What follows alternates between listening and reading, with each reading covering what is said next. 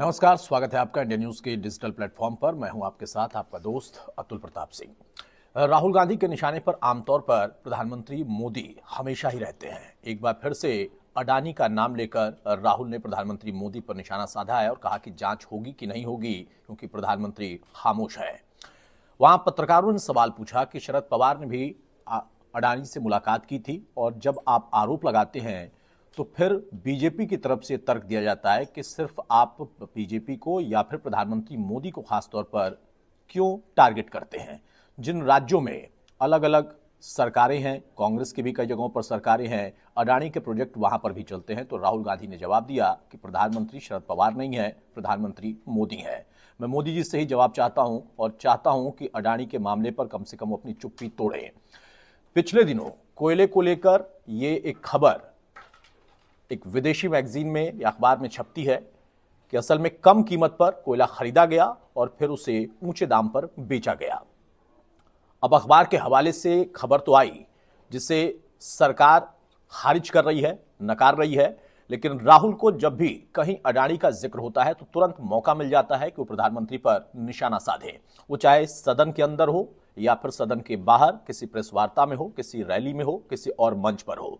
राहुल किसी और उद्योगपति का नाम नहीं लेते हैं, लेकिन अडानी का नाम जरूर लेते हैं और एक बार फिर से कहते हुए कि लगभग 32,000 करोड़ का घोटाला हुआ है कोयले के नाम पर, कोयले के खदान को लेकर, या फिर कोयले को निकाला गया और कम कीमत के साथ उसको ज्यादा कीमत पर बेचा गया।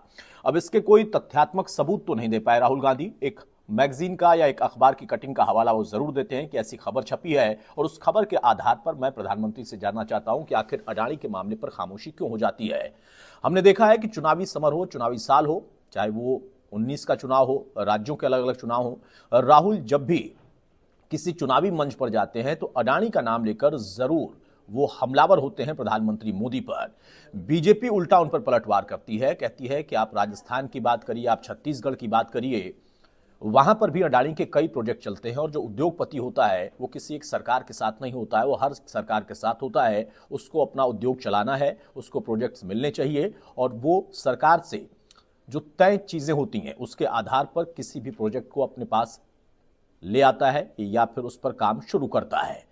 लेकिन वहां पर कांग्रेस या राहुल गांधी या कांग्रेस पार्टी के और लीडर क्यों चुप हो जाते हैं? क्या वहां पर अडानी ठीक हो जाते हैं? क्या अडानी वहां पर कोई घोटाला नहीं करते, घपला नहीं करते? लेकिन राहुल जो कि अपनी जिद के लिए माने जाते हैं, वो कहते हैं कि नहीं, मैंने जो कहा उसका मुझे जवाब चाहिए। सदन के अंदर भी उन्होंने कई बार इस मुद्दे को उठाया और कहा कि इस पर खामोशी जानबूझकर रखी जाती है, क्योंकि जैसे ही अडानी का जिक्र होता है प्रधानमंत्री चुप्पी साध लेते हैं। अब देखना होगा कि क्या भविष्य में राहुल गांधी इसको लेकर कोई तथ्य रख पाते हैं।